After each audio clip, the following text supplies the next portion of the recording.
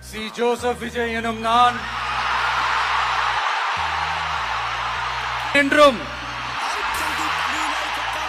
தமிழ்நாட்டு அரசின் முதலமைச்சராக உண்மையாகவும் உளச்சான்றின்படியும் என் கடமைகளை நிறைவேற்றுவேன் என்றும் அரசியல் அமைப்பிற்கும் சட்டத்திற்கும் இணங்க அச்சமும் நேர்மையானதை செய்வேன் என்றும் ஆண்டவன் மீது ஆணையிட்டு உறுதிமொழிகிறேன்.